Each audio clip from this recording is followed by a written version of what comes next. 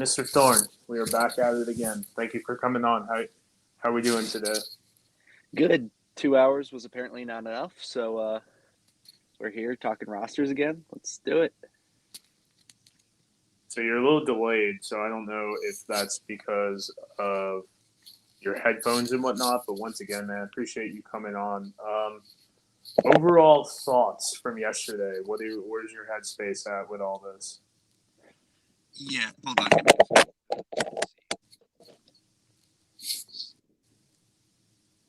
Mr. Cash the Cobb. Thank you. Because, well, you get settled in every. Okay, you're back in the fight now. I love it. Okay, yeah. Anyway, yeah, so you said, like, overall thoughts? Yes, 100%. Yeah, I mean, it was really interesting to see different strategies for different teams. You definitely saw some of the players get brought back. What players teams valued early in the draft was also kind of interesting. Guys who they might not have been able to take before, or some that they had and took early for some reason. But we'll get into all that. Overall, it was an interesting process. I like that they didn't wait a few days like they did for the first draft to announce all of it. It was all live. That was, I think, a good decision. Yeah, I was on the Markcast last night or yesterday morning, and I brought up James, and with the obviously the league and how they may not have lost all that money. That's a different conversation and whatnot. But with the league losing all that money, it was a big focal point to me about how much that James was able to essentially monetize from it with his 2 million impressions. Well, James has an account of only 3,000 people or whatever. I don't want to say only being disrespectful, but of 3,000 people. And then from there, they could have made air quotes so much money and been able to push out a bunch of content and whatnot. And they obviously did not monetize on that whatsoever. So I'm a little disappointed personally about that's kind of the route they went to where they weren't able to, air quote, make some money doing that with all the impressions. But it also seemed to me that it was a little bit wonky as far as a couple people here, a couple people there, a couple, and was the XFL tweeting it, and then you got random USFL accounts, and it was just nonstop nonsense, in my opinion. And it really didn't make much sense. Yeah, I mean, I was following along too. I wasn't on a live stream, but it was definitely chaotic just because it would be like you'd hear nothing for 10 minutes as they're making the graphics for the next round, and then they'd post them all at one time. So it was hard to keep up at times, and I'm glad I wasn't on a live stream live because that would have been brutal. Yeah. But as a fan, I'm glad that it was okay, I'm being inundated, but I'd rather that than radio silence, except for James using his sources, to leak a few here and there. I mean, we didn't know half the players that were supposed to be drafted that Friday until they actually announced it on Monday. So Yeah. I'll take this over that any day. And if you pull up the rosters, and I'll pop it up on my screen real quick, they did it a little bit differently than they did last time as far as um on their page. As you can see, it's got okay, this guy, if you have a Y, you were selected on 15th, but they also have the players being protected with an X. So it was a little bit goofy. Wasn't really something I was pretty keen on or anything like that. But in the end, I mean, it made it. If you were following the Twitter and you're doing all that goofy stuff, you were able to keep in step with a lot of it. And then, obviously there was random tweets and all that goofy stuff. So I mean, I would, if you had your media credentials and whatnot, they sent you a press release which specifically outlined, the team you follow and whatnot. Some people get all of them. I only get the Battlehawks, and occasionally there's some mess ups right there where they'll send me some other stuff. But Thorne popped out again real quick, bring him back. But in the end, it is what it is. Going through these rosters real quick, going through the Arlington Renegades. Oh, and Chris Mason brings up a good point. Um, I'll bring up his comment. Free agency is today, so it starts today. And then I will bring up my tweet real quick that I made about some of these more important dates that are coming up. But anyone that you were shocked did get drafted? Did get drafted? Like Yeah. someone who that's an interesting question. I don't think there's no one that's like sticking out like I can't believe. I think some of the veteran guys that I kind of thought were gonna start getting phased out, like a Katie Cannon for San Antonio. Those guys who've been around the block a little been in a lot of these leagues. Cameron Kelly, Elijah Holder. Um, they're not bad players, and I'm not like, upset that they got drafted or anything, but like, when it comes to Ty Smith's another one, just guys who are a little bit more veteran. I kind of thought with the league shortening that a lot of vets were going to be out of it. So seeing a few of those names sneak in at the end there was interesting, I guess. Not something I was necessarily expecting. Okay. Well, Cameron Kelly doesn't. Sorry, I got my dog here. Cameron Kelly doesn't. Sorry. God damn it. Yeah. He's a guard dog. So Cameron Kelly is not really a surprising pick to me because of his ties with the AAF, as far as with he was with Dave Bowler and Anthony Beck in San Diego. So That's a good pull. Yeah, so on the surface, you're kind of like, oh, why is Cameron Kelly here? And then you're like, well, it actually kind of makes a little bit of sense because, he does have the ties there. Elijah Holder, another guy that's been around the league. But just bringing up some of these dates real quick. Free agency obviously begins tomorrow. Rosters need to be finalized to their 75 on February 14th. February 24th starts training camp. So I brought this point up a lot. A lot of people are like, oh, the Battlehawks are going into camp with only 2 quarterbacks. You have AJ McCarron there, who's an unrestricted free agent right now. So the league year in the NFL ends or begins on March 15th. So very curious to see what that actually means. So there's a lot of different opinions I have on that front.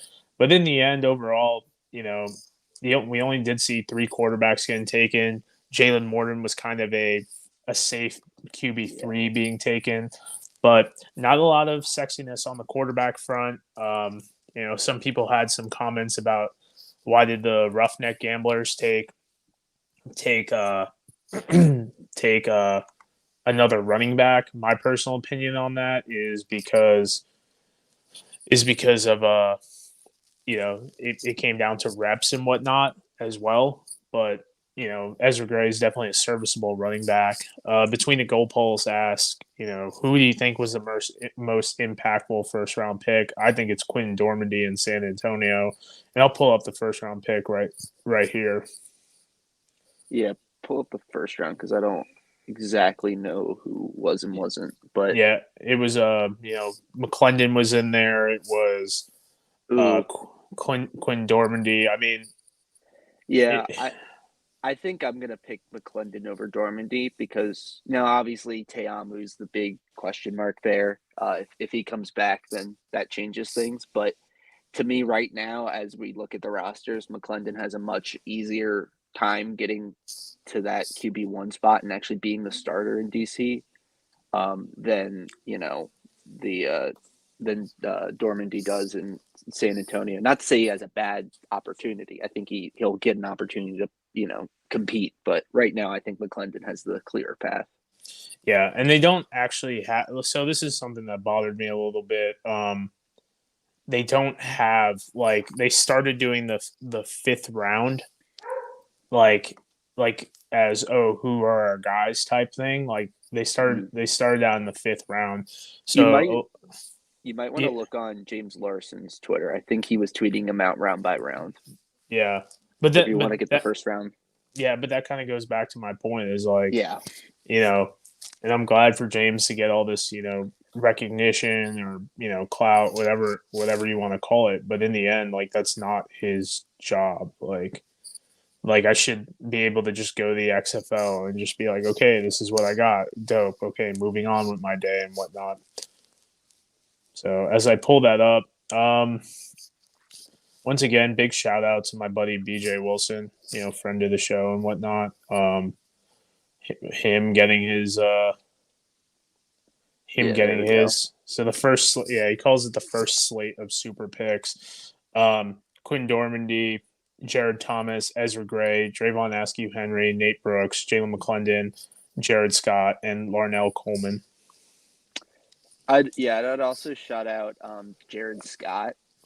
He's another guy that's like it's contingent on a guy not coming back in Sal Cannella, who's currently a free agent. But right now, that's another position that's just wide open. Like Arlington has one, maybe two tight ends. Seth Green, wide receiver / tight end. So depending on where they put him, that position's wide open. Basically, is what I'm trying to say. So he could be a guy who I could see actually getting legit playing time.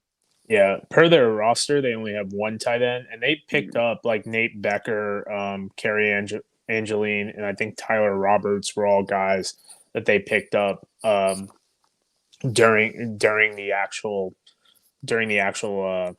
off season, and then chose to go with Jared Scott, which he doesn't really have a similar skill set to Canelo, which is kind of the intriguing part of it, in my opinion. Like he, Canelo's spreads, like Scott's a little bit thicker. He's able to be a little bit more physical as a blocker. Didn't really have many receptions, playing second fiddle to to what's his name to Sage Surratt. But I mean, in the end, tight end was a position of need, but that kind of lays you indicative that they might be spreading the ball out a little bit more and getting a little bit more goofy with their offense, especially if you want to go team Luis Perez at the helm. Yeah, maybe that Seth Green pick, receiver tight end / is kind of your more Canella type receiving tight end. Yeah, put And him just off the line. Yeah, and then Scott's kind of like Becker and I think Byer was the other tight end that they'd have like that were just there as like more or less six offensive linemen. yeah. I do want to point out, Jared Thomas. There was a comment last week about Burrell. Now he'll be the guy, to compete with Jordan McRae down there in Memphis. So Nate Brooks, the Michigan, finding a replacement for Josh Butler, McClendon, obviously. You pencil him in at QB1. Larnell Coleman, another offensive lineman. Just keep adding them to Birmingham. The rich get richer, and that's something that I talked about yesterday a little bit. Was we're going to be saying this over and over again, like the rich get richer, the rich get richer, and it's like, yeah, it's kind of edgy, but at the same time, it's like, well, what do you want me to say? You know what I mean? Like it's the truth. Like that's how this is going to happen. So, I mean, that's kind of where it is right now on that. Like there's 16 teams that went down to 8, but I'm definitely, to answer between the goalpost question, like I'm definitely very team Perez over here. Like I think Perez is going to be QB1. I think his spring season resume speaks for itself. I don't see how it could be anyone else but Perez, because you have Holton Errors, and then you have Lindsey Scott. So that's a kind of goofy thing.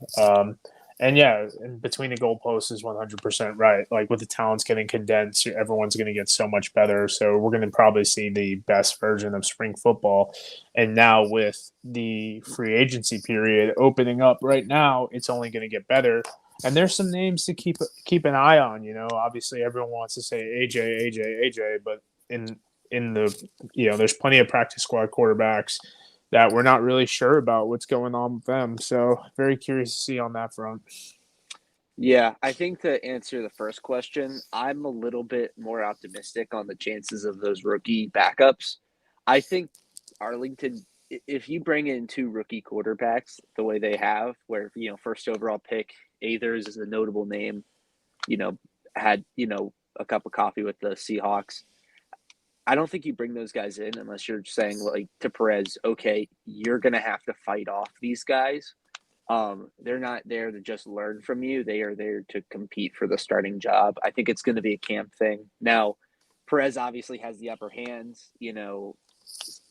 Championship winning quarterback has been around forever, but uh, I don't think it's going to be an open and shut case. It wouldn't shock me at all if they pull kind of like what they did last year, where they had Sloter and Plitt, and then they felt like Plitt had a better camp, so they gave him the start to straight off. Wouldn't shock me at all if Athers or Scott get the start week 1. Well, it's also Slaughter was, or not Slaughter, Plitt was a John Hayes guy with his ties to Cincinnati and whatnot. Like, that's someone they really wanted to get going and they really wanted to see, make an impact and whatnot. But interesting on this as we go through the Renegades, they only pick up 5 players. That brings them to 60. They now have 15 roster spots open. Obviously, tight end is a big position of need and whatnot as well. But only 5. Outside of that, who's on your radar for Arlington? I'm kind of looking at the guys they didn't protect because they didn't really bring back. They brought back Greer and Mango. I don't know exactly Yeah, how to say his name. Mango was an LOI guy. Yeah, but other than those 2 guys, they let everyone else go, and they left a lot of starters off the board. I mean, their entire secondary from last season is not rostered right now by any Yeah, team. They're yeah, completely so. And I'm looking through. It's like, wow, these are some guys. There's some veteran guys. Mike Horton was a starting guard for them. Brandon Arcanato was a starting wide receiver for them. A lot of depth pieces. We talked about Bayer and Becker as your tight end depth that's no longer there. Willie Beavers got some starting time here and there. They have a lot of guys that I thought they were going to bring back and they aren't. Now, 15 spots is a lot. So I don't think it's going to be like only guys they bring back. But I'm sure they're gonna go after some practice squad kind of guys or guys who are in the NFL for a cup of coffee and didn't re-sign before they like merged.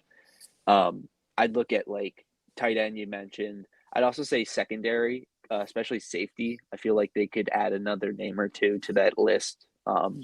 But yeah, like they certainly have the furthest way to go. They have the least amount of players right now.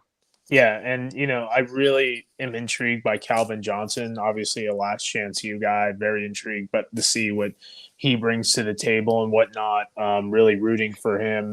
This is going to be real because I think um, he had some stints in like Canadian and some arena league. So really rooting for him. And then Manigo is another guy that like I'm kind of high up on, a lot upside there in my opinion. But like you said, nothing really too crazy on their front. Kicking it over the Birmingham. What do you think about their whole situation over there, man? Yeah, I mean it's kind of what I expected from them and what Skip Holtz kind of said, where they're gonna look to just bring back their guys. Yeah. They drafted Coleman, who was a roughneck LOA guy, or LOI guy. Elijah Holder, who was a Sea Dragon, he was a gambler the season before. Yeah, so Terrell, someone they saw and know, and it's important to note, especially these 2022 USFL guys, like that these coaches have good ties with them because they saw them in Birmingham every day. So great point. they got a little bit more insight, in my opinion, than that. Between the goalposts does a double comment here. Um, I mean, a lot of these skill positions who can be not many on the rosters. Yeah, but there's plenty of good practice squad guys I think that could fill in and whatnot. But overall, Birmingham picks up 11 picks. That brings their roster to 64, giving them 11 remaining. And, kind of status quo with it. They bring back Langan, they bring back Morden, they bring back Scarborough, they bring back White, Holly, and Myron Mitchell as well. White was really surprising to me. I kind of thought he ended the last season in Doghouse. I did not see them bringing him back, but and Myron Mitchell too. but all in Yeah. all, like it's nothing too crazy. Terrell Bonds is another name I'll mention as a guy who's been around forever. He was in the AAF, Yeah. you know, USFL, XFL. He's been in all these leagues, so he's a Yeah. quality vet. Yeah, and Yeah, it's a backup, a backup with some NFL experience as well. What do you think of Madre Harper? I know he's kind of bounced around and whatnot. yeah. I don't know a ton about him. He was a off-season addition, so I think it was another guy they just brought straight back. From he was an LOA guy. I think he was just someone that they had lower on their depth chart or felt better about kind of sneaking through because he wasn't one of the 42 protected. But I don't know. I they've got a lot of cornerbacks right now. They got like 7 or 8 depending on Yeah, how you number it. So I I'm not like banking on him being a definite impact for them. But you never know. Guys come out of nowhere all the time. yeah, and they complete their specialist room as well with Ryan Langan in addition to Chris Blewett, and they still got Colby Wadman there as well. So keep telling a lot of people this is Jamar Smith's team. He played exceptionally well in 2022. Um, Obviously, Alex Magoo has raised the bar to such an extent, but it's one of those things like if it ain't broke, don't fix it type thing, or don't mess with it. And that's 100% where I feel like Birmingham is at. Whether they got better or worse, the team has been so good for the past couple years that it just doesn't get any better than that. So obviously, moving down the DC Defenders, big pickup in the interior with TJ Barnes and Boogie Roberts. We talked about the quarterback. I think McClendon has a lot of upside that a lot of people should get jazzed up about. But in the end, Chris Rowland from the Stars, Chidi Okiki um, from the uh, from the Brahmas, Puka Williams comes back, C.J. Johnson, Nadir Rouse, Davis Taylor, Enrique Yenny, Anthony Hines. I mean, I like Hines as a death piece. I think he plays very similar to um, to what's his name, to Francis Bernard. The Yenny pick at kicker, I'm not really too high on. I really thought Matt McCrane was pretty good. I think that says maybe something about McCrane's future, even though he has signed an LOI. It appears. Honestly, anytime you get Boogie Roberts and TJ Barnes in the interior, that's going to make some waves. And then they pick up a good receiver in Chris Rowland as well. Yeah. For them, I thought Chris Rowland. I love Rowland, and I think he'll be really fun in a DC offense. But it was interesting to me because I see Rowland more as kind of like a slot, kind of almost gadgety guy, which is not really where I thought they were going to go at wide receiver because to me, Preston Williams is kind of their number one going into next year. He was a offseason guy, was with the Dolphins and I think the Panthers for a while in the NFL. One of the more veteran, experienced wide receivers in the league. But they didn't really have that if that's replacing Lucky Jackson, they didn't have their Chris Blair of like this like really speedy outside receiver to me. Josh Hammond's their slot. So it'll be interesting to see how they shake out. Maybe like a Brandon Smith or a Kelvin Harmon get into that. I think that's one that's going to have to just get worked out in camp. But that was interesting. Other than that, yeah, obviously Barnes and adding Barnes and Boogie, two fan favorites. That's fun.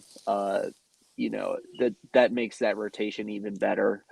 Because to me they already had Fadal Brown, Joseph Wallace, and Niall Scott, who was out for all last year with an injury. That's already a good enough defensive line, and then you're adding those two on top of it, plus all their other additions they had. I really like where they're at with that line. You can do a lot of different interesting things with so many edge rushers and defensive linemen. Greg likes to send it, and they have a lot of guys they can do that with now. Yeah, and CJ Johnson's a guy to keep tabs on. Maybe he's able to stretch the field and whatnot, but I definitely think that's not getting talked about enough that they don't have Chris Blair. They don't have Lucky Jackson. Both guys that did actually play, in NFL games and whatnot.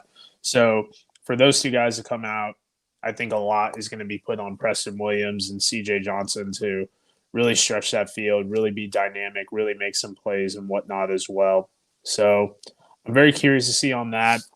DC finishes up with where they have their 12 picks. So they bring their roster up to 65. Currently, they have 10 left. And then we'll see what happens with that. Biggest note, obviously, Jalen McClendon. I think that says a lot about Teamu's status in the league. Um, between the goalposts, once again, bringing up a good point with Puka Williams. I mean, this is a guy who just couldn't find his way on the field last year. Had a stint with the Battlehawks for a couple weeks as well. So I'm very curious to see if he's able to kind of put it all together, become a real electric kick returner in the special teams game, and then push on from there. Overall, I'm pretty satisfied with that pick. And Puka just needs to kind of get it together, man. And I know that's a very rudimentary thing to say, but it is the reality of the situation. So this might be his last chance for him. Going down to Houston, the Houston Roughnecks. What are we thinking on that front as I pull that roster up? Yeah, I felt like Houston had one of the stronger dispersal drafts of the whole league. But this one I really wasn't that high on. I No, kind of feel like they botched it a little bit. Obviously, you like the Aguilar, especially between the goalposts. I'm sure you're a fan of that one. But Ezra Gray, I don't see as really anything for them. They already have three pretty good running backs on their roster with Thompson, Pledger, and then they added Tyon Evans, who I think could be a potential really good player for them this year. So I don't really see where Gray fits into that. And then the rest of them are okay, they're okay depth, but I don't really see any guys here that I'm like, oh, this guy's definitely going to make the roster and be a plus player for them. And I also think they kind of ignored their secondary this whole process. I don't think they took any secondary players in either draft. And that's kind of concerning to me. I don't even see where, right now, to me, looking at their roster, they said they have 7 spots left, but they only have 3 safeties to me on their roster. I mean, I don't, obviously corners can move to safety, and they have a lot of corners right now, but I just, I'm curious at what they're going to look like at that position because I feel like they really kind of just ignored it completely. And that's really concerning when everyone's getting better everywhere. Yeah, I mean they obviously they pick up impact players and they use impact with a specialist being that they didn't have Ross Reader. They pick up they pick up Luis Aguilar to man, like you said, between the goalposts and everything like that. Outside of that, man, none of these picks really get me jazzed up. I mean, Ezra Gray, not a bad guy to have, but are you really going to be losing your mind about Ezra Gray when you have Mark Thompson and TJ Pledger there? Like people don't realize TJ Pledger put together a pretty good, showing. I mean, I do think they air quote made their money in that first draft, with Reuben Foster, Gabriel Sewell, um, Cyril Grayson, Isaiah Henney. But yeah, I think that this was a completely underwhelming draft, like between the goalposts saying, and it really didn't jazz me up that much at all. Secondary, obviously a big thing as well. It looks like they're going to put Isaiah Zuber there, but I mean, I'm outside of their defensive line getting better last week. They add Glenn Logan, who's got some NFL experience and whatnot. Bounced around with the Browns for a little bit, and then was an LOI guy. But no one is jazzing me up, man. Like really, no one is really jazzing me up on that Houston roster. But the biggest thing, obviously, to talk about is, like you said, 7 more picks. So are we going to go heavy secondary? Is that where we go? I'm not sure. You would have thought they would have tried to pick Will Likely back up, but that likely did not happen. Oof. Yeah. I think they got to go heavy secondary. If they can get a few practice squad guys, I feel a lot better. Also, receivers, another position I feel like they can get better at. Yeah, I mean, you're going to be.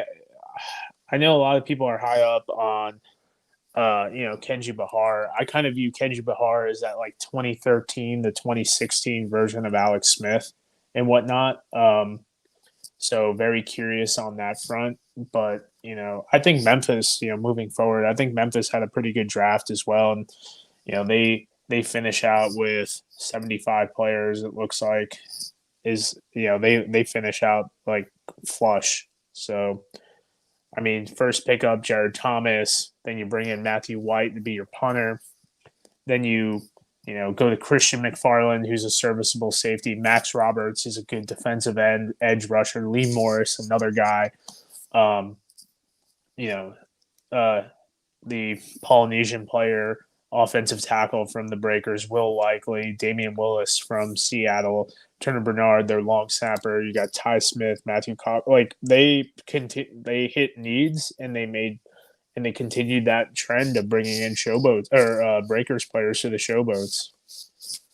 Yeah, I'm gonna push back because I hear a lot of people saying like, "Oh, it's the Memphis Show Breakers."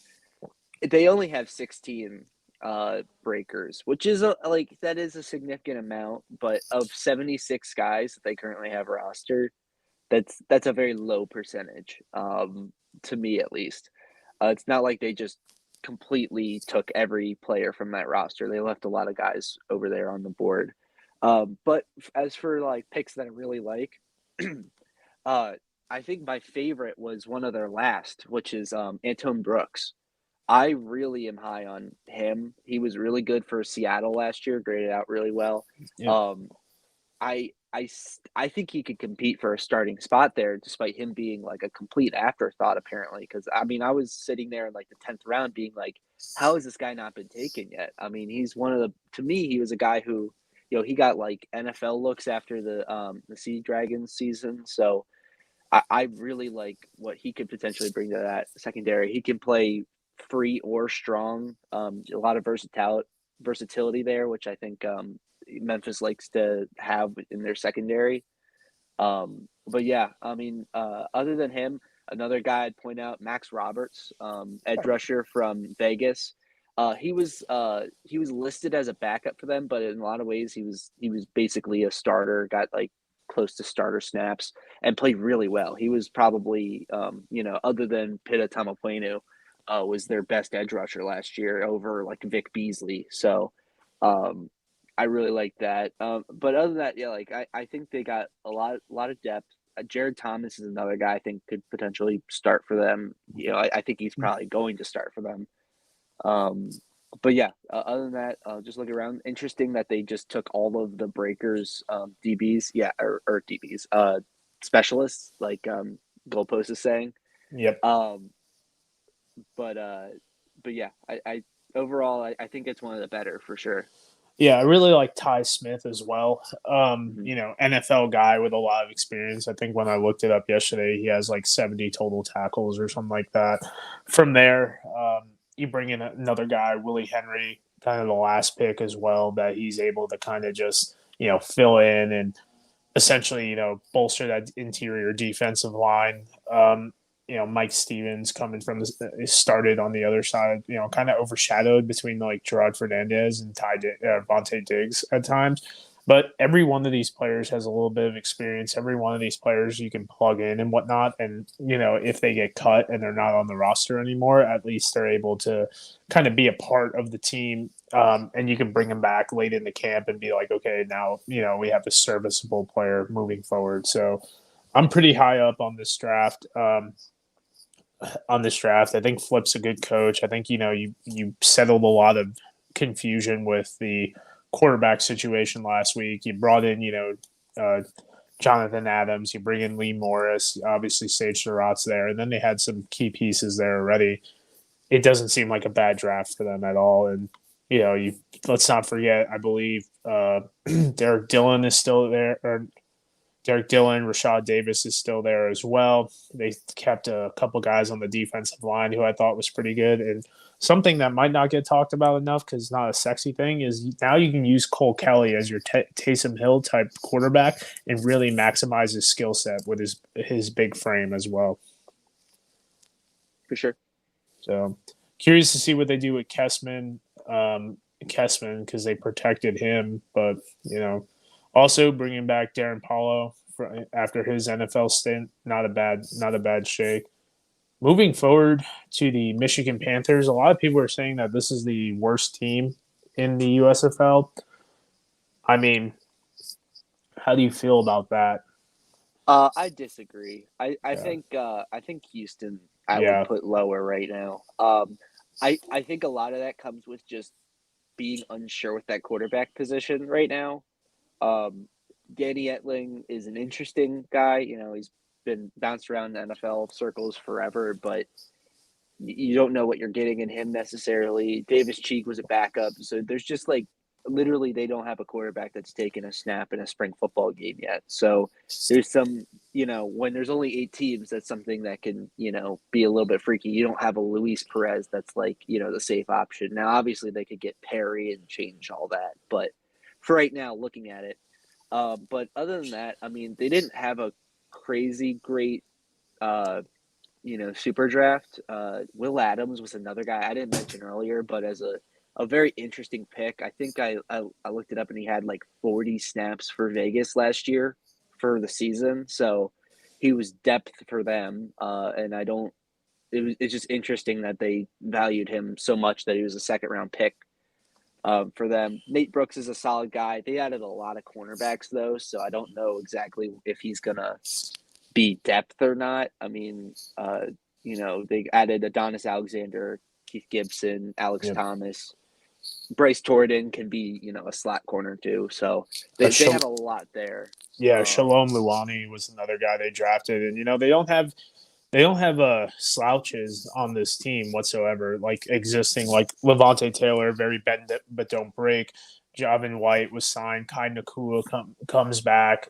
Warren Saba, was a guy that has had a lot of reps. Corey Raman. So I mean, the team is solid, but when everyone got better, you know, someone has to not improve as well. Biggest snub here, and we'll talk about it later. No Reggie Corbin, Yeah, so says a I little bit I about that. I will say with their running back room, and I'm not super high on Matt Colburn, honestly. Maybe in a more of a kind of change of pace back role where he's not getting a ton of snaps. He's not getting the workload like he did in Philly because he was just couldn't stay healthy. Yeah, But Wes Hills and then Nate McCrary is a guy. No, like when people talk about this yeah, backfield, no one mentions Nate McCrary, but I think he might be better than Wes Hills this year, straight up. I'm really high. He was really good for the Ravens in a preseason a few years ago. I look at this backfield and I say I don't need Reggie Corbin. So yeah. I mean, and I've been critical of Reggie Corbin. I think he's kind of a one cut back who's a little bit limited in the pass protection game, and he did improve a little bit as a pass catcher, but improving isn't really the best word to say. It's more along the lines of he was forced to do more. And then they ended up putting AJ Richardson back there a lot to do a lot of pass catching duties as a running back. So very curious on that front. They stay home with 4 out of their 6 picks. Aboje was a signee. Cole Murphy, Kyle Kramer come back. Ventrell McMillan comes back. McMillan's been there the last couple years after a CFL stint. Nate Brooks from the Stallions, never a bad thing to have a Stallions player. But moving forward on them, man, they kick up to 68, so they got seven. They got seven roster spots left. Most intriguing, obviously, is they're going to have a little bit of a specialist battle between Murphy and Bates, which I think Murphy wins that, and then Brock Miller and Kyle Kramer. Very curious to see who wins that. Something to keep tabs on is Steve Kaiser, their GM, has ties to the Rams and whatnot, where he's been at for about 15 years. So you could see a couple of those guys trickle his way. And I think Stephen Brown, no, that's disregard. He's got ties to the Titans organization. So very curious to see what happens with him. Kicking it back, by the way, um, a little bit with the Showboats. Carnell Lake has a lot of ties to the Steelers. Something to really, really keep tabs on with that. So a lot of goofy stuff, a lot of different opinions on that front. But in the end, I mean, you only put 6 picks. You got 7 left. You got doubled up on specialist. What's your move here, Cheech? So that's a team I'm very curious to see about. But I do think they got once again. I think they got a lot better during the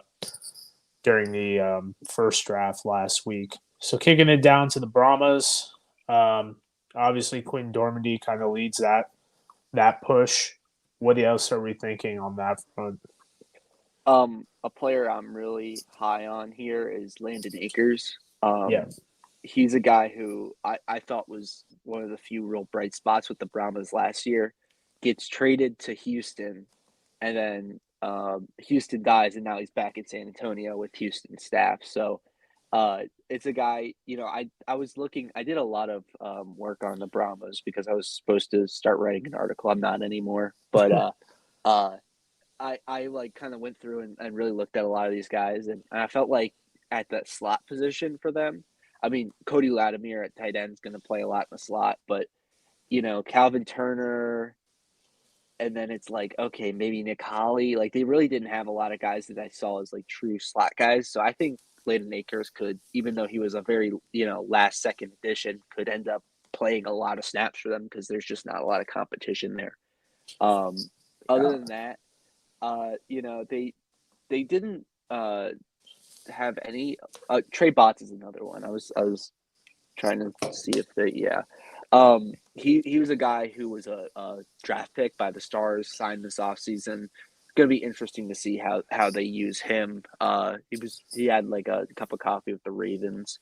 But other than that, it was a lot of bringing back Roughneck guys. I mean, I think they're at like 24, 25 Roughneck guys right now. So they are kind of reassembling it, but it is mostly guys that the Roughnecks added this off season, I will say. So it's not exactly going to be just exactly what the Roughnecks were last year. So yeah, and they kick up the 71. They have 4 players available. Really like the BJ Wilson and Duranion Parker, John Yarborough shore up that offensive tackle spot. That was a big thing for them last year. Um, Landon Akers, I think, is one of the more underrated receivers. I think he really popped last year with San Antonio, despite inadequate QB play. Obviously, like you said, he gets traded to Houston, comes back. Cody Kresh, another guy. I think he was with the Packers for a little bit. He comes back after he got signed to an LOI. And then, a little bit disappointed to see KD Cannon there. I mean, I think we're all kind of done with KD Cannon. Unfortunately, I don't like saying that about a human being, but it is the reality of the situation. He's bounced around a little bit. Kind of just, not really much going on with him. What else do you got on him, man? Because really, he's not really, hitting my Richter scale as far as like someone I'm really engaged in. yeah, I'm not gonna assume he's gonna make the roster or anything, but I will, to give it the benefit of the doubt, I will say I don't. Looking at this receiving core, I don't know if there's any like true outside deep threats, which Cannon does fill, um, or at least anyone that's like sticking out to me as like, oh, this guy is a burner. So maybe that's part of it. Was they kind of looked at their core and went, okay, well, there's not anyone here that's really. Justice Smith is Yeah, fast. I'll say him, but yeah, but yeah. like it's not like this receiving core is like brimming with speed just from just kind of eyeballing it. Um, so maybe that was part of the reason why they figured to bring him in. Yeah, I mean, no one really jazzes me up. I mean, Cade Warner, he might be able to do some stuff on the outside, but he's not the biggest dude. TJ Vasher, think is like what 6'6" or something like that. He's a big body guy, right? I thought maybe we would have saw, um, yeah, TJ Vasher is 6'6", so I thought maybe we would have saw, Dan Williams. He's a big body receiver to kind of negate that. But there's a lot of shifty guys, obviously, with Nick Holly. Landon Akers is a big guy. Like he, plays a slot role and whatnot. So we'll see what happens with that. I mean, it's to me, good but not great. Like hate to be that way, but not really anyone that really jazzes me up. I mean, that offensive line as well. I feel pretty good about the interior with Millette and like Evan Heim, and then yeah, you could probably put John Yarborough there. He's got a decent amount of experience and whatnot. But when you get to those tackles, it's going to be a lot of lack of experience. Like B.J. Wilson, obviously very high on him. I think he should be in the NFL. But outside of like, then you go into, is it going to be Quinn Oseland, who from the CFL and the Spring League? Does he get Joe Crawl, Rashad Coward, like who are your tackles? So it kind of seems like they really didn't take that step outside of grabbing BJ, in my opinion, of like figuring out who is the guy. Yeah, I'll say that I kind of looked into a lot of these guys' histories, again, for this article that's not happening. And so I right now, I think the starting five, just on paper right now, is the left tackle will be Tyler Beach if he comes back. But if not, you can pencil in Aaron Montero.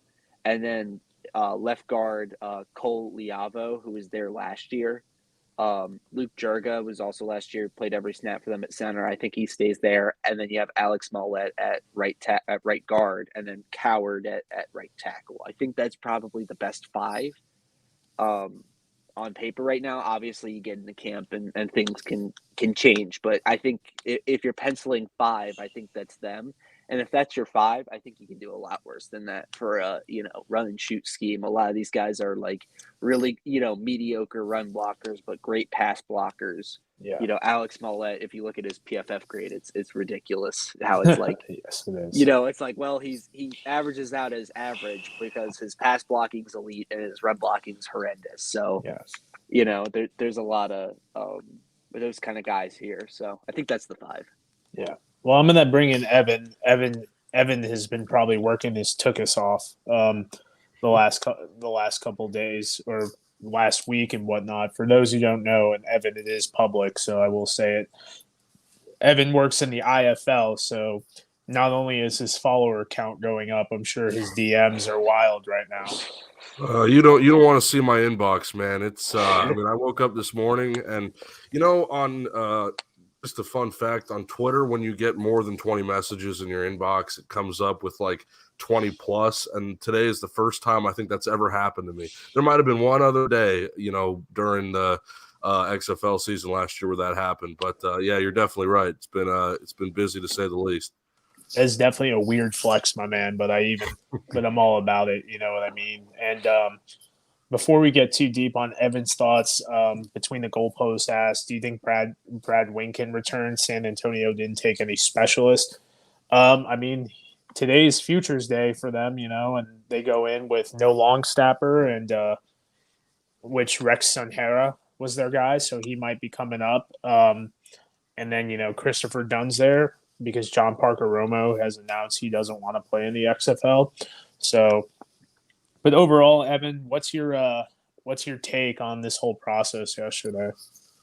Yeah, man. I think the most important thing that we should talk about, and that a lot of people have been bringing up, at least to my knowledge, is I think a lot of people expected this draft to be bigger, that every team would get to 75 guys, that we'd see more names. I think there were a lot of people who were surprised with some of the names that are still, on the board going into the traditional free agency period. I know Jeff Badette is one of those names and a guy that I was personally pulling for, but, it goes beyond that. So, yeah, I think, in terms of expectation, I think a lot of people, thought this was going to be the end all be all, when in reality, a lot of teams still want to have spots open, and spots to work with, because I don't think they have to have anything finalized until February 14th, which is 10 days before training camp. So, I'll be more interested, or just as interested rather, to see what happens during this proper free agent period, where it's a bit more open. I think that's the interesting part about this draft process is that with each round and each tier that you go by, it gets more and more open and free flowing. And you saw that yesterday. There really wasn't a number of rounds. It was kind of just, draft until the teams are ready to stop drafting. And I thought that was kind of an interesting way to go about it. But, now we've reached the official free agency period. And I think that's where you'd get, teams kind of, because in a draft, you're not really, what's the word I'm looking for? You're not really you're not trying to pull for guys. Like, it's not really a competition. Like, if you just draft the player with your pick, that's going to be your player. But in free agency, in terms of maybe a player wants to go to a certain destination, now that's a bit more easily reachable or possible, I guess, now that we're done with the draft. So there's a lot to follow along here. And I thought it was also interesting too, if we're talking about the process, again, just going back to that part about how, some teams took a lot of guys and other teams didn't. So now we're at a point where all the rosters are at different spots. And I think there's some teams that, might be at the full 75. I didn't check before I came on the stream, but Memphis is the only one that's okay. Yeah. So, a team like Memphis, right? And they took a lot of guys in this draft, they're maxed out now, but then there's still some teams who have, more than 10 spots available. So again, just looking at, this free agency period, that's what I'm interested to see is, because there's still some really good names left out there, and I think that's the one thing that some people maybe weren't expecting. There were a lot of names that, are still on the board. There were some guys who got picked up that maybe weren't, necessarily a draftable prospect in some people's mind, but they just wanted to be back with the team. And those are typically the guys who haven't played. There's a couple guys, on these lists that I've noticed who, they had signed a letter of intent, over the summer, or they were picked up in some rookie draft. So these guys have never actually played a snap before. And these guys are, still getting picked up. I was looking at the Brahmas list. And you guys were on that earlier. If you look at that list, besides, I think, Katie Cannon and one other guy, Trey Botts from CSU Pueblo, every guy on that list has some tie to the original Houston Roughnecks, whether they played there in 2023 or they signed a letter of intent to play with the team, sometime between over the summer and now. So those are just some things to note. Again, I thought the draft, I'm just glad that the league, did something in terms of coverage. I know it was a bit spotty, and a bit random. But again, it was nice to have that engagement, and they were, quick to post. It would be better, I think, if they just did it from one account and it wasn't the team accounts and then we're reposting that. But, that's kind of getting too nitpicky. And honestly, I'm just glad to have the pick, because for a lot of these drafts, they weren't even announcing that they were doing them. I remember there was one XFL draft over the summer where, suddenly you look at the transaction wire and it's like, well, now there's all these new guys. They had the one draft, I believe it was in June, that was the rookie draft. And that was announced and they went through that and that was all good. But we haven't had something like that since then. So good to see that the league is still trying to find some consistency, I guess. There's been a lot of drafts. It's a lot to keep up with, a lot of players shifting and moving around during this process, but fun to keep up with. And that's what we're here to do. So, yeah. And I think goalpost is right. If in a perfect world, the way I would have did it was the XFL account tweets it and then the team retweets it. And then the teams could do this generic, like how I have it pulled up right now. I think that would have been the best way to do it, in my opinion. But in the end, who am I? Because I'm thinking at this from a financial thing.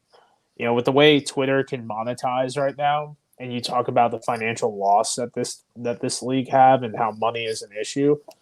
I'm not saying these guys are going to make millions of dollars, but we've seen some of these accounts pull in an extra 10, 12, 13 grand a month from this and whatnot. And if you do that times 12, you pick up to $360,000. You have 87,000 subscribers on YouTube. That's an easy market to add some more income as well. I'm not saying you break up $1 million, but eventually, how do you eat an elephant piece by piece? You know what I mean? And from there, you're able to make a little bit of money and continue to grow this brand and whatnot as well. So I know, Evan, you joined us a little bit late. We're just going to go over the Battlehawks, their picks, and then we're going to go over some of these who'd we miss, who'd we want to get picked up, X, Y, and Z type thing. So did a little bit of a breakdown with these guys last night. Starting it off from the bottom because he's kind of a friend of Evan, not friend of the show, even though he only lives in Kentucky. Still ain't followed me back. But Christian Olmstead really highlighted last year because of his XFL showcase workout that got him to the league. Former spring league guy comes back, spent all of 2023 with the Battlehawks as a reserve offensive lineman. I think dressed 3 or 4 games. Evan, I know he's your boy, but kind of leaning towards a camp roster, right? A camp body right now, in my opinion.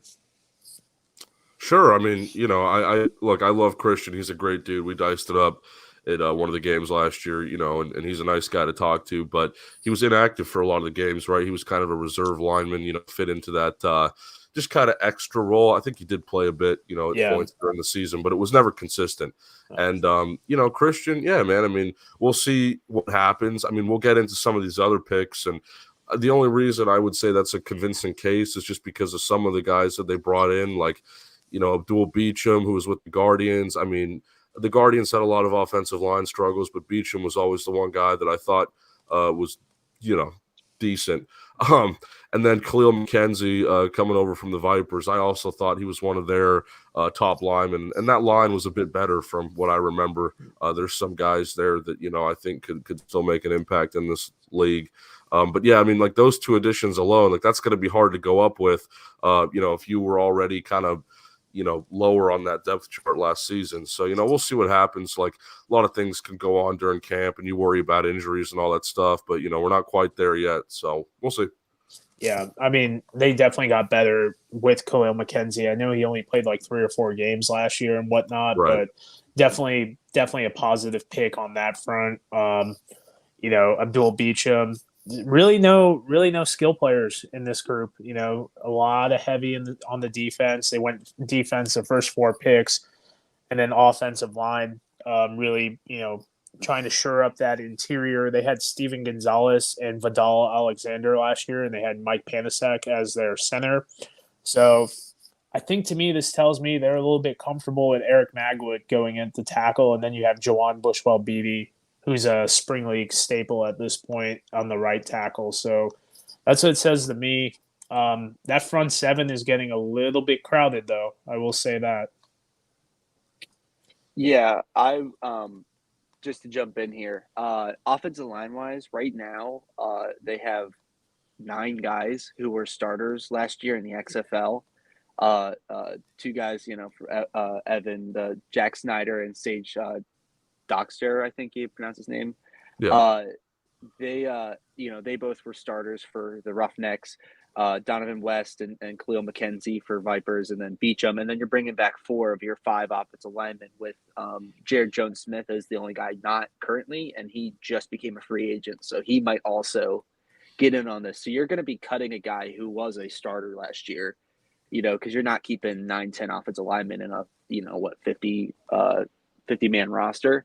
So, it'll be interesting to see. Personally, I think, if they bring back Jaron Jones-Smith, I think he'll be there. But right now, I'd pencil in Dockster, Snyder, and West as starters for them over the guys who were there last year, because they went out and got those guys immediately in the first dispersal draft. But overall, I mean, that's definitely a strength. Other than that, safety was the other position I was looking at, because they added 2 guys today that they couldn't take in the last draft. Before, I thought, they took Quintero Cole from Seattle. I thought he was going to be kind of more their free safety. Then DeLuca would, now that he's healthy again, be their strong safety. But Askew Henry and Kelly could potentially get into that rotation, or potentially just straight up be the starters there at those positions. So that'll be definitely an interesting position to watch with all these new additions. Yeah, and not only did they bring back that there is a possibility of cutting an offensive lineman who played, but you have Eric Magwood who started 2 games for them, and then you had Dallas Warmack who was their first guard off the bench that played a significant amount as well. So there are guys there who have plenty of experience in the XFL that you know could see kind of take a step back. I mean, Jared Jones Smith might to me be like a mid-season pickup, mid-season XFL pickup.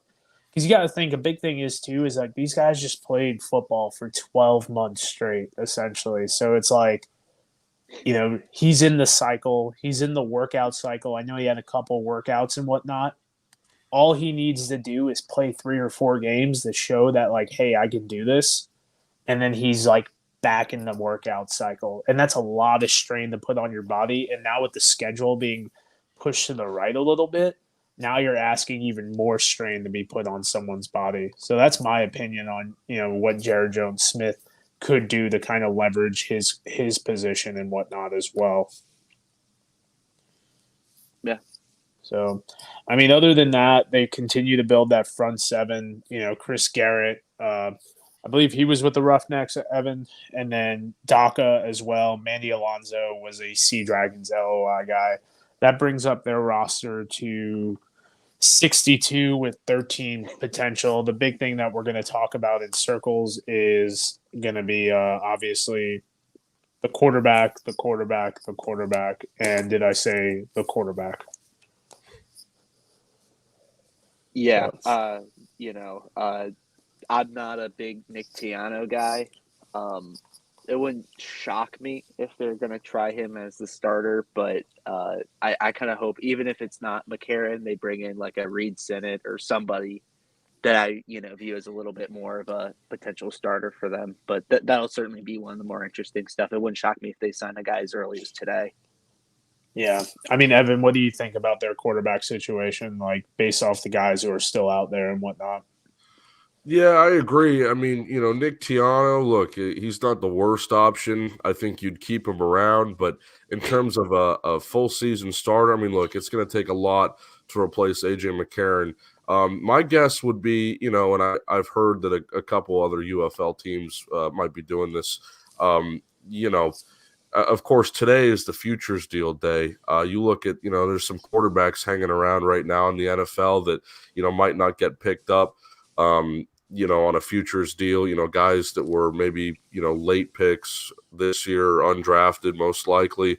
So those guys would maybe be targets, just bringing somebody completely new that's at least, finished the season in an NFL building. I think that presents a lot of benefits. And the thing is too, now that I guess we're in this for the long game that the leagues have merged, right? Or you'd hope so. A guy like AJ McCarron, and look, I know you love AJ, Pat, and honestly, I was skeptical of him coming into the league last year. But a guy like AJ McCarron, it's just he's getting old, right? He's becoming a real veteran option, and even amongst NFL circles, he's looked at as like a true veteran, a guy that's been around a lot longer than other guys. And I think bringing in essentially a rookie. Or maybe not a rookie, but guy a year removed from college, last played in 22 or whatever, and then went through some sort of NFL process in 23. I think that presents a lot of benefits just because you can take that guy and you can develop him in that league, hopefully over the course of a couple seasons. Obviously, you see guys, move on and go back to the NFL, and then their future becomes uncertain whether or not they jump back into these leagues. But it's been proven, right? I mean, you come here and you get, quality game film. Like if you start a 10-game spring season, that looks really good. And yes, you're going to have some wear on the tires, especially at the quarterback spot, when you're taking pretty much every offensive rep, assuming you're not injured, but it's really valuable experience. So hopefully, not just St. Louis, but there's a couple other teams that I think should entertain that option as well. I wanted to pull up this because I don't know why it's so hilarious to me based off the Eagles' demise last night. But I'll probably send this to Anthony Miller. But check out this fire meme that's completely unrelated to what we're talking about. Something I think that doesn't get talked about enough with AJ is that we have the Jake Browning conundrum that Jake Browning went out, put up a pretty respectable stat line. and is also an unrestricted free agent. So if I'm the Bengals, what's Jake Browning asking for money to stay? Because now he's proven that he is a capable quarterback in this league. So does Browning leave, and then you're kind of just like, all right, AJ, here's a 2-year, $4 million deal. You want to hang out a little bit longer? That's something I think that might not get talked about enough. Because I think that's what I would do if I was Cincinnati. So Yeah. that's my opinion on that. Kicking it over to Mr. Thorne doing God's work over here, making a spreadsheet from the great beyond and whatnot. Evan, I wanted everyone to go through a position group that they felt was, pick one player from each position group. So we're not doing this for 4 hours again, like we were doing the other day. But yeah, pick one player from each position group and kind of see like who do you think is the next guy off the bench as far as what's going on with that. Evan, you could start because I feel like we'll pick the same guy, but go for it.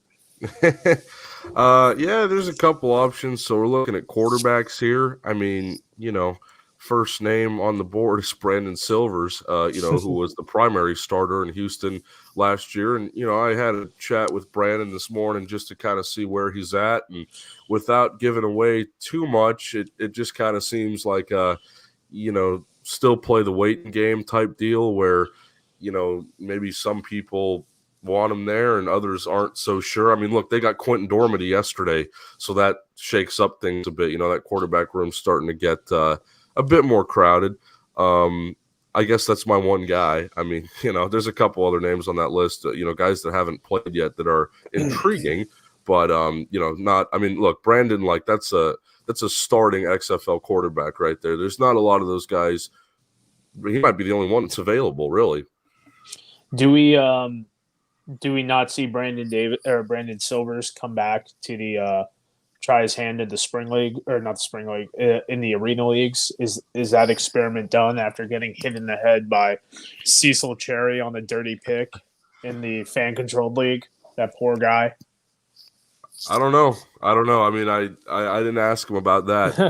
All I know is that Brandon's the type of guy, he plays well in a certain system, and arena football, it could suit his game, but at the same time, there are things there that necessarily might not translate as well. The one thing that really stands out is really in any of the leagues nowadays, whether it's my league, the IFL, AFL's coming back, any one of those arena leagues, quarterback has to be somewhat mobile. I mean, you don't have to be, Michael Vick, but you got to move a bit. And Brandon is not exactly the most mobile guy, and that's nothing against his game. Again, it's just the way he plays. He, takes the time in his pocket and just, slings it around to, different guys in the 4 receiver set in that open offense. So, I mean, it's one of those things where, we all know where he'd fit best in the UFL, and that's with the Brahmas because AJ Smith's going to be there, and that's the guy that he's followed around for a long time now. But right now, it's not guaranteed that that's going to happen. It could, right? I mean, free agency's still just open pretty much, and there's still some spots there. But I was surprised yesterday when Quentin Dormady came off the board for them. I thought, I mean, I know he's a Texas guy, but that was interesting. Yeah, Thorne. Anyone who's popping off for you that you're like the next man up type thing. Yeah, let me just before I forget, just mention this. If you check out my Twitter at ThornPFN, the pinned tweet is this doc for anyone listening. If you want to look through all this, I've got all the rosters and some other stuff that I have. Yeah, this is really good work. People are going to use this. So that's off to you, man. That's good stuff. Appreciate it. But for my pick, I'm going to go Steven Montez. I think as far as like interesting prospects go, which is what I really want in spring football, he's probably the most interesting with his, height, weight, speed, arm strength, all those sorts of things. Was completely stuck behind Ben DiNucci last year, had like 2 passing attempts all year.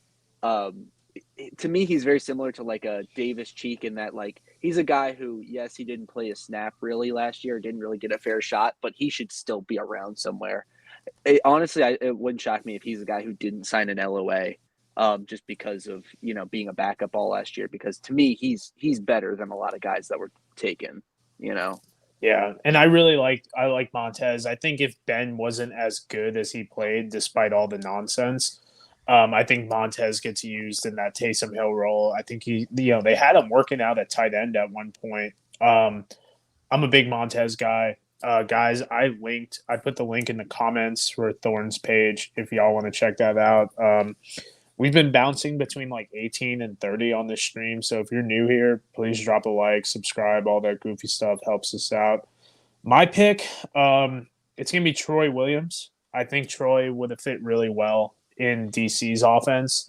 A little bit more proven, in my opinion, than Jalen McClendon just because of younger and reps. But, I mean, some of these teams only got 2 quarterbacks moving forward. But I agree with everyone's picks up there. Some guys to highlight as well. Eric Barrier, TJ Edwards is a guy I thought deserved a shot, and hasn't really done much on the field, but we love him. Is Kevin Anderson, man, the inevitable one. So just anytime you can throw Kevin Anderson in there, just do it. For only very few 2-time champion of the AAF and the XFL. Yep. Yeah. Moving on the running backs, Thorne just taking this guy off the list. DeAndre Torrey going up to the Argos, kind of bowing out a little bit. For me, it's Jeremy Cox. Really came on late last year in his cameo appearance. What he had, Evan, like 120 yards or something like that. Oh, yeah. And he was really efficient. It was like 6 yards a carry, too. Yes. So. I mean, that's my guy as far as who I'm very like, okay, I'd like to see this guy, get another opportunity as well. Yeah, for me, I'd have to say, Jeremy Cox is a good one. A lot of people and there were some people that were really, confused as to why Philip Lindsay wasn't getting picked up. I'm like, Philip Lindsay didn't really do much. I mean, first of all, he was in an offense where they threw first. And second of all, there was another guy on that team who I really liked, Morgan Ellison, who was picked up by the Renegades, I think, who was underused in that offense. And we saw his potential. So not like Philip was going to do much. Plus, he's aging too. He's an aging veteran. And look, this isn't a shot at Philip Lindsay. Like, he had a nice little run there in the NFL with the Broncos as an undrafted free agent. It was a great story, but just not really a guy, yeah, he's got the big name or whatever, but it's the same with Josh Gordon. Like, Josh Gordon's already made it clear that, he's not coming back. He was a Sea Dragons guy. Again, aging veteran, been around in the NFL, carries that weight with his name. I'm going to go – the one guy I'm going to go with on this list, though, is Reggie Corbin, who was towards the bottom there, because he was with the Panthers, and then I believe he signed with the Brahmas. I don't remember if he actually played for them last year. He got drafted. He got drafted. That's right. Yeah, okay, that's what I thought. Yeah. So drafted by the Brahmas. So he's kind of touched both of these leagues essentially, but more remembered for his time in the USFL.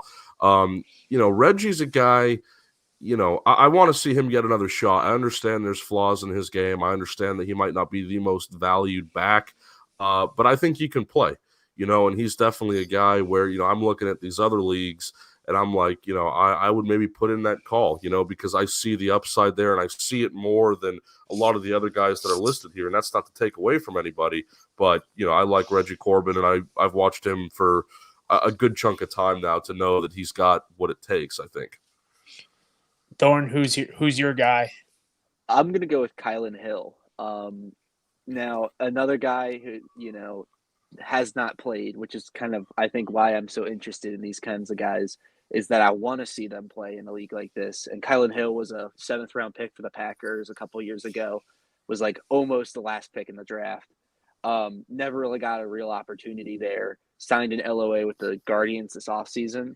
And went undrafted. So he's a guy who I thought someone was going to take a chance on, but clearly they haven't. He said on Twitter a few times that he wanted to be in this league, so it wasn't him not wanting to be here. So that one was really curious to me. Yeah. I don't want to pick Jeff Badette, even though I think we all are going to pick Jeff Badette, but I'll continue. I'll make it a little interesting. Going down on to which receivers, I really like Chad Townsend. I believe he's at Alabama, and then he switched over to Texas Tech.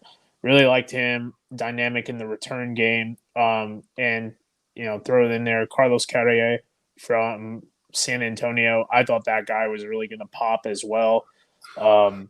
If he was given the opportunity, big guy and whatnot. But there's a lot of good wide receivers that I think we see get signed once the chips settle and injuries start happening or people don't return to camp.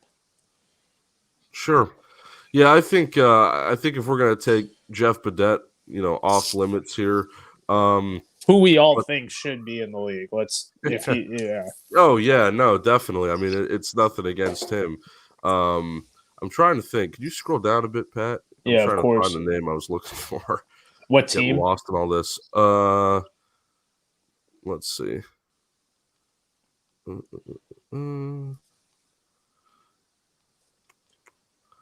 Oh yeah, there. Yeah, I'm gonna go with Brandon Arconado, who was on the Renegades. I feel like he's the name that didn't get mentioned much during the XFL season because he kind of wasn't expected to do much, and then kind of made a bit of a splash, in my opinion. So Brandon would definitely be there. There was another guy that I saw. I know we only get one, but I don't know why. Like I had the name and then it just went out of my head, but. Brandon, yeah, I think, I saw him, multiple times during the XFL season in person, and he presents again that upside, right? Like not the biggest name, hasn't really been too many places, but seemed to always make a play in every game that he was in. And again, no one was really talking about him just because he doesn't carry that same weight as we talk about, but. I'd be interested to see if a team, gives him a chance in camp. I still don't think he's a guarantee. Like this isn't a Jeff Badette where he walks in and it's like your wide receiver one immediately. Like I think Brandon, has to work a bit more for that. He's got to work a bit harder. But, that's a guy that I would like to see succeed in this new UFL. What are you thinking, Thorne? Who's your guy? So this is a complete homer pick. I'm from Maryland, if you guys don't know, and I'm picking Dante Demas, Maryland wide receiver. Played for the Ravens in the preseason this year. He's a guy who it might be injuries is just like it's just killed his career. He had a few. I think he had an ACL in college, and he might have even had multiple. But I don't know that off the top of my head. But he was with the Ravens in camp, was with them in the preseason practice squad type stuff, signed with the Stars a couple of months ago, and he was a guy who has potentially like third, fourth round upside that I was really hoping to see actually get some playing time for the first time really in a while, and just never really got it, and isn't drafted, and that kind of upsets me because I feel like someone like him could potentially come out of nowhere and pop in one of these leagues. Yeah. Moving over the tight end, my guy is Mason Stockey due to his versatility and whatnot. Played special teams, played the H-back, played tight end. Really kind of had some big games, as that security blanket for Troy Williams. Really curious to see if he gets a pickup and whatnot. There's a decent amount of tight ends here who I think could impact the team, though, pretty nicely. And definitely kind of add to that security blanket. Jalen Smith was another guy I was surprised didn't get retained. Sure. Yeah. So before I get to tight end, the receiver that I was thinking of was Eli Rogers. And, really? Yeah. Well, yeah. I bring that up. I mean, look, I know he's old, and I know he's, it looks like he's kind of, maybe towards the end of his tenure. Like he was an original XFL 2020 guy. Really funny story that Orlando Predators had posted that they had signed him when they just didn't, and he was really upset about that, rightfully so. I mean, that's don't know where that information came from, but like if the team is posting a guy that they didn't sign, like that's very strange, but above me, man. Anyway, focusing on tight ends, I think the obvious pick here and the one I want to talk about is Thaddeus Moss. Like it's kind of a given. I love that guy, but I'm going to go a bit of a different route. and I'm going to say Jaleel Billingsley, because I think he's been a couple different places now, and he was a big name in college, and I love his tape, but never really found a landing spot. Like, I think he signed up in the CFL with Calgary, and then was cut there, and then signed the LOI with San Antonio, because I think he was drafted by him over the summer. I remember that name sticking out during one of those processes as well. But yeah, Jaleel Billings is a guy that I think, does have an upside in these leagues, and I would be excited to see him somewhere. I hope he gets a shot and gets added to one of these rosters here, even though, again, I'm telling guys, there's not many spots left, but I think he could work his way into one of those. Just, again, kind of big name, played at some big schools, is developing. Again, doesn't have the pro pedigree yet, but I think it's getting there. I think he just needs that one chance. And you could say that about a million guys. Oh, I just need the one chance. But for him, I think he's that close. So, yeah. And Billingsley got drafted, went up to the CFL. But remember, the CFL does the thing where they expand their practice squads for a couple weeks. I think he was one of those guys. So, but then he came back to the XFL via LOI. So, I mean, we'll see what happens with him. Thorne, who's your tight end? You guys took a lot of good options. Well, here. there's not that many, to be fair. It's a tough position. I'm gonna go Kerry Angeline for my pick, just because I can't get out the first 2 or 3 weeks of that first USFL season out of my head. Obviously, he fell out of favor with that staff and was quickly replaced by Sage Surratt, who has been fantastic since then. But he's a guy who showed some upside there. He had a really good catch week 1 against New Jersey that I across the middle that I really liked. But yeah, there's not a ton of names out there that I'm like, oh, this guy has to be in this league, but he'd be one that I would be interested to see get another shot. Yeah. As far as with tackle, we'll all go one. Micah Vanderpool is my guy. A quick stint with the Patriots in camp. Been in the USFL a couple years. I felt like he could be a guy to really I don't know if pop is the right word, but a definitely solid depth piece, 100%. Yeah, I'm going to go with there's a couple names here that I could go with, but I'm going to go with Dwayne Wallace. He was an XFL 2020 guy as well. Believed he played with the Wildcats, and then this year he split time between Brahmas and Defenders. He's a guy that, again, stuck around. He doesn't really pop necessarily, but I've seen what he can do, and he's put together, I'd say, a pretty decent career up to this point. So, look, if this is the end of the road for him, I mean, it sucks, but he had a good run. But again, I still feel like he can play, and that's the most important thing here. So. Yeah, I think for me, I'm gonna go Liam Gibbons. He was the left tackle for the Sea Dragons for the first 6-7 weeks of the season last year. Got hurt, and then Barry Wesley stepped up, who's now with the Falcons. But he's a guy who was a starter. He wasn't anything super special for Seattle. Didn't grade out particularly well. He was kind of average, league average, but. That's a guy who you think, okay, he's going to be a backup somewhere. And I think I even projected him to be taken by St. Louis beforehand in one of my articles a few weeks ago. But I just assumed someone was going to pick him up to be a nice swing tackle depth guy, and nobody did. Yeah. Moving over the guard, Mike Miller has retired. Another guy that hasn't officially retired that I'm trying to get confirmation on is Brian Folkeritz, who's currently coaching at Wingate. For me, no one really at this guard spot really jazzes me up outside of Denzel Okafor, just because there's a lot of potential there. He's been in the workout cycle for a lot of these teams, so I'm kind of curious to see if if there's some untapped potential there. But Thorne, I know you were talking about Mike Horton at one point as well. That's really it. For me. Yeah, I wouldn't say this list is tremendously sexy with guards, but I think Deshaun Dixon was there towards the top. That's a guy that I'm familiar with. I didn't see a ton of him in the XFL from what I remember, or he might have not. He was with the the Battlehawks and then finished up with the Brahmas, I believe. Yeah, okay, yeah. He was in the USFL a Right, he did little bit. both. I know that Yeah. much. I'm just trying to think of when. But yeah, Deshaun Dixon again. That's a guy where I'm like, he's kind of like Dwayne Wallace, right? Played for a couple of these different, spring teams, and I'd say I don't want to say he hasn't found his footing, because these guys play well. But again, one of those things where it's like if this is the end of the road, like you had a good run, and that's pretty important in this grand scheme of things. So. Yeah. What are you thinking, Thorne? Are you staying with Mike Horton? Well, since you mentioned him, I got to go somewhere else. So I'm gonna go Isaiah Williams, top name there for Vegas. He's a guy who's been in like all of these leagues. He was in the AAF, he's in the XFL. Is just a veteran guy who's bounced around the NFL a lot. He's been one of those guys who's like signed out of all of these leagues basically to the NFL.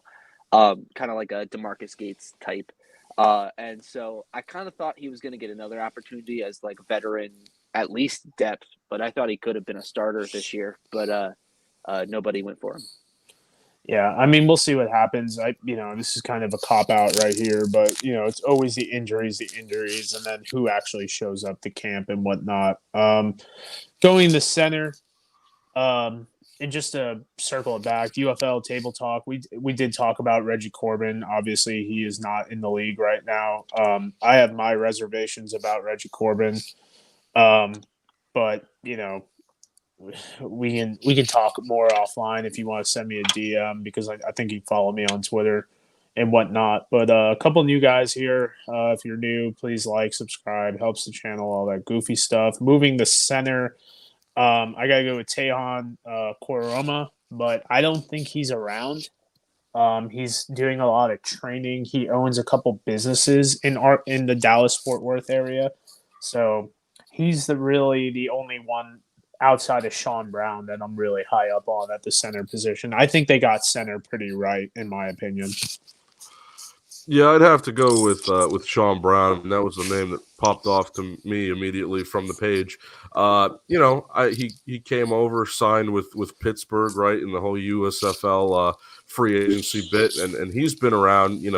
Sean Brown's been a name that I've been familiar with for a while. Because he's been there in the USFL since 22.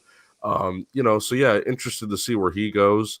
I think he's somewhat of a veteran guy, if I'm not mistaken. So again, maybe that plays a role as to why he's on this list and hasn't signed with the team yet. But yeah, I like Sean Brown. I'm going T.Y. Clary. I think this is the one really big miss from this. This guy should be in the league. He was the backup center for DC, and then our starter, Minetti, got hurt. And Clary came in and was one of the better graded centers in the XFL last year. DC added a center in the offseason, which is why they let go of him. But, I think he's a guy who's going to immediately get a chance. The second a center gets hurt, I think he's going to come in and he's going to play pretty well for somebody. Yeah, and DC did lose a depth piece.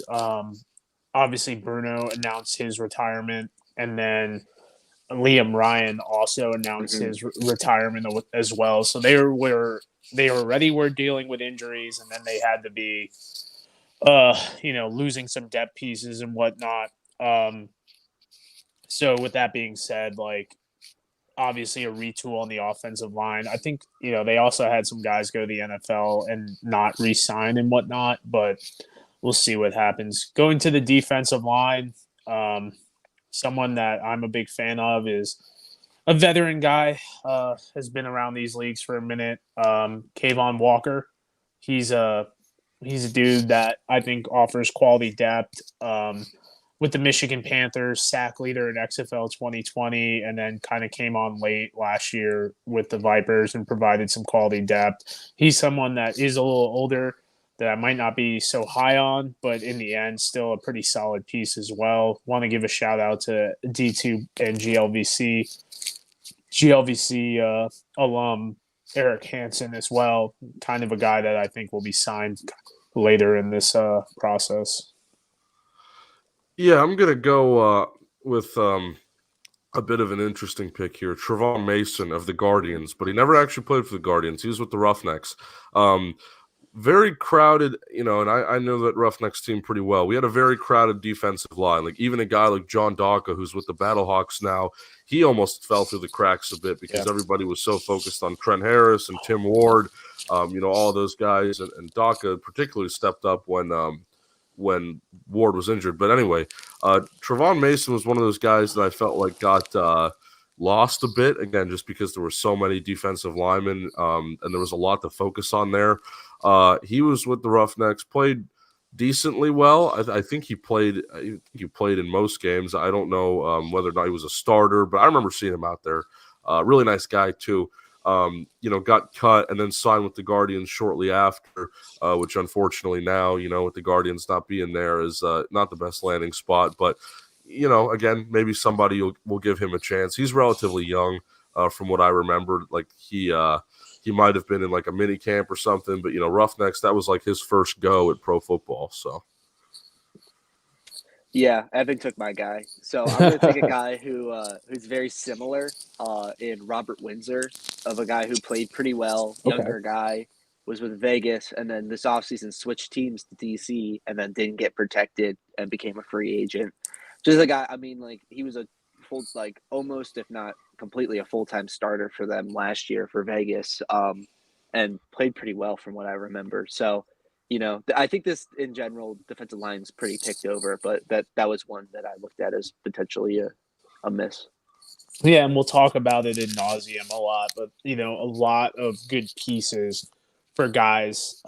If, like I said, they don't report if they get hurt. Moving to the edge, I'm picking Silas Kelly, very versatile guy, plays special teams, played a lot of defensive end, played a little bit of interior, a little bit of the mic and whatnot as well. At all those Battlehawks guys, was traded to Seattle.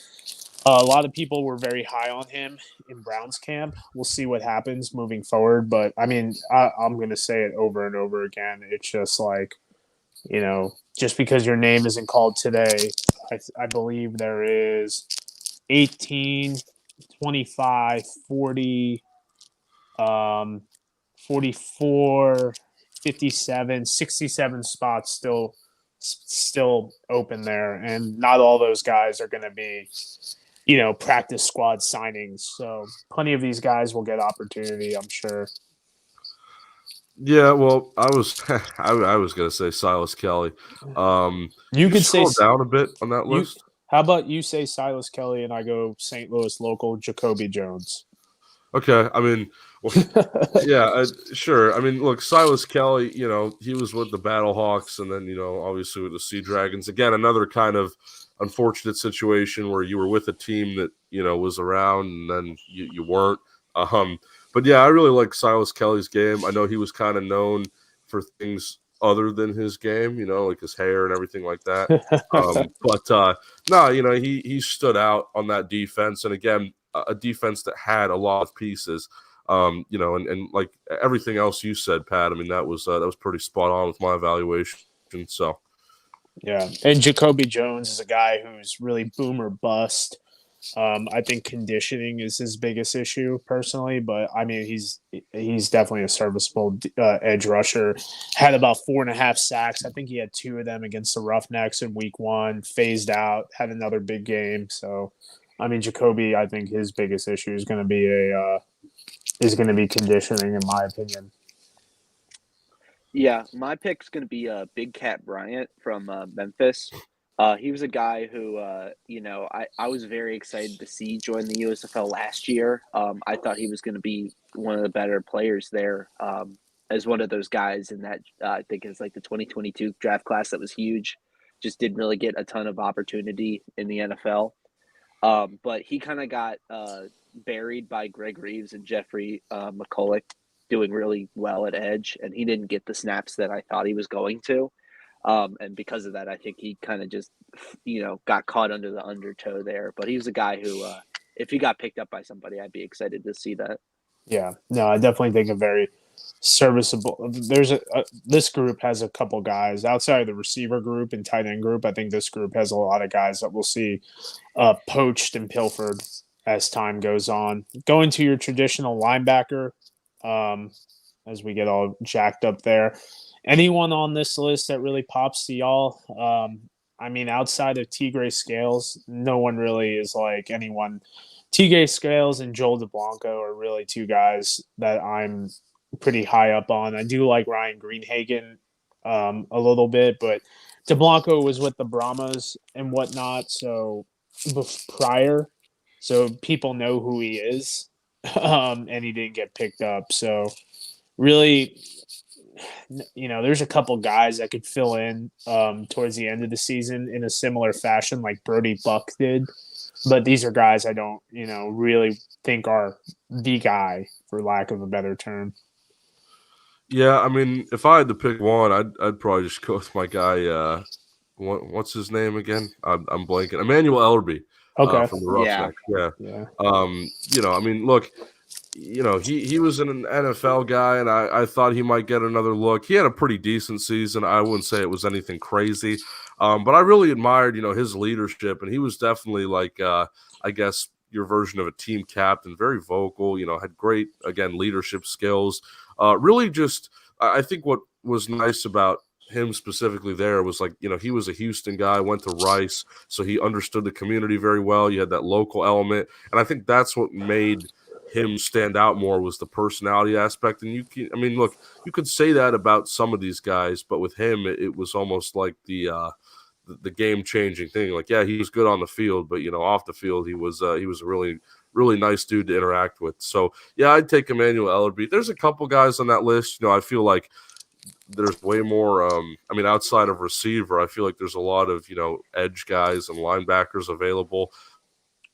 But like Pat said, the edge group I think looks a bit more enticing. Like if I'm one of these DPPs, whatever, I'm like, well, these edge names stand out a bit more than the linebackers, and that's not to put any of the linebackers down. It's just a lot of those guys, didn't see playing time, or they're young, or they were kind of in a reserve role.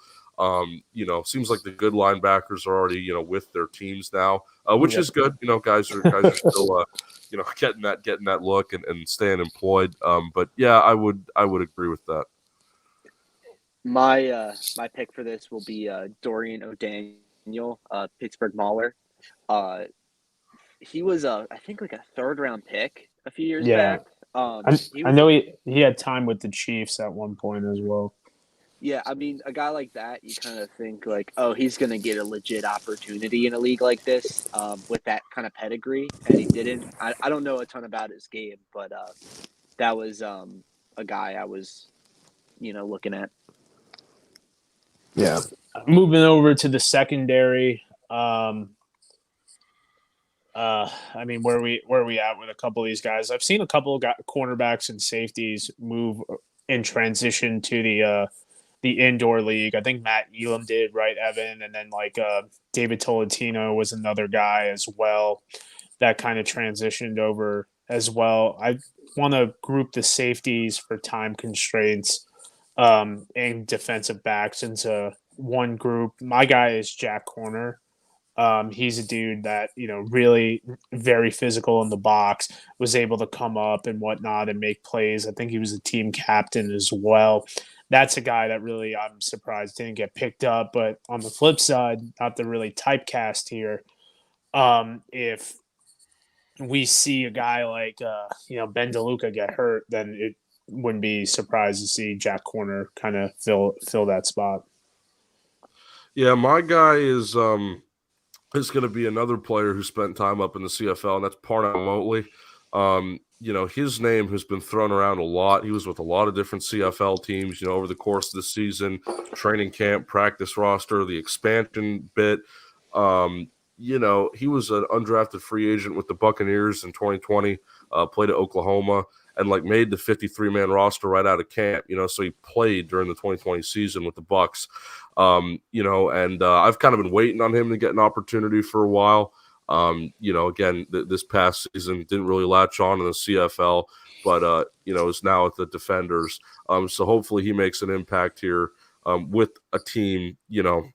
He was with the Defenders, obviously, but now he's got to find another landing spot. So hopefully another team sees where he's been and kind of that that part of it. But he's got that NFL upside. He's still really young. I think he's only like 26, and again he came out in the draft. It's already been like 4 years or whatever, 5 seasons. So that's something to look out for too. All right, I'm gonna cheat. I'm just gonna name the entire Arlington Renegades starting secondary. That's because fine. Every single player that was starting for them last year, when all healthy, is gone now. And there's a lot of veterans in there, and Bosby, Devontae Bosby, Josh Hawkins, Joel Powell, Will Hill. The one that really gets me is Shakur Brown, their slot corner. He was really good last year. He was really good with the Maulers the year before. Actually got a stint with the Titans because of that. I'm surprised nobody took a shot on it. And there's a lot of good secondary players out there. You look around, Paris Ford's another one, and you can just go on and on and on. I think this is one of the strongest positions left. But when you lose you win a championship and you lose your entire secondary, I think that's worth noting. Yeah, I mean, I do think Bosby comes back with his experience and everything like that. Oh, we blacked out. That's dope. I think with his experience and everything like that, I don't see him not getting a call. Someone I really want to see return was Josh Hawkins, but I think with his age and injury, I think he's kind of like doing his swan song. Breaking it over the specialist, in my opinion, I'll go straight down the line. I want to see Donnie Hageman come back. I want to see Matt Mangle get an opportunity. And then with these snappers, I've been into Brian Corey for the last couple of years. Obviously we're missing onesies and twosies with, there's a couple good guys out there. But the problem with specialists, man, is that there's so many of them.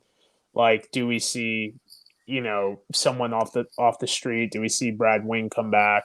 There's so many good guys that are fighting for an opportunity that are so close to the NFL that they can come in here and be extremely serviceable specialists. Yeah, I'd say, I mean, Hagman's the obvious choice at kicker. If I had to choose another kicker, it would probably be Jose Borgales, but I like Dominic Eberle as well.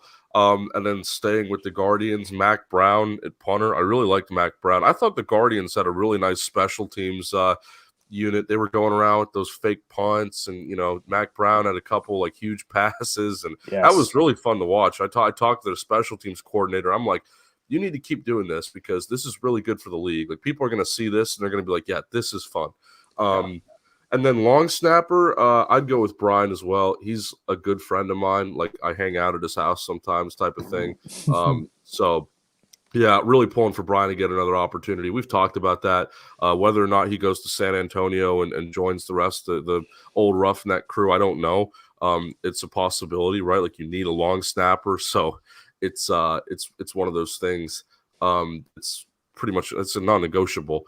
But yeah, I'd like to see Brian, get an opportunity. Yeah. All right, Thorne, take us out. Specialists aren't exactly my strong suit, but I'm just going to say the whole Seattle group with Eberle, Nislak, and Fletcher, they had a really good special team group, and all three of those guys have had like NFL stints and stuff. So not a ton to say, but they all played pretty well last year from what I remember. Yeah. I mean, specialists, like I said, there's so many guys that are vying for 32 opportunities and then now vying for 8 opportunities that there's always a gluttony of players and whatnot. So outside of that, guys, we knocked this out for about an hour 45, uber fun time. A lot of work, obviously, that Mr. Thorne puts into this, that we all do. If you're new here, please drop a like. I think we, hit like 25, 26, which is a little bit less than I thought we were going to get, but still, we've had good engagement. If you're new, subscribe, all that goofy stuff. I got some interviews coming out, just confirming dates and everything like that. It's uber busy right now, but with work, but we'll get it done. apologies to everyone for my failed attempt to keep the Vegas Vipers in Vegas. They told me to leave, but it's all good. I'm I'll try again another day, maybe expansion. But guys, appreciate y'all for logging in. Just drop your socials real quick so people can give you a follow. Oh, yeah, just Evan_Willsmore, Twitter, mostly Twitter. I mean, I'm on Instagram too, but everything you want to see is on Twitter. So Evan Williams. Yeah, I'm Thorn PFN on Twitter. There you'll see this document we've been looking at, and also if I'm doing any articles or anything, I'm retweeting it there. So that's where you can find me. Yeah, and I retweeted Thorn's Appreciate it. Thorn's pin tweet. I put it in the chat a couple times as well for people that were asking. But guys, ultimately, uber pumped. Getting a little bit closer. Hopefully, we get the schedule out. I'll probably be doing some breakdowns of the rosters as well once they hit that 75. Do some depth charts and a little bit in depth. But yeah, guys, really appreciate it. Drop a like, subscribe, and see you guys on the flip side.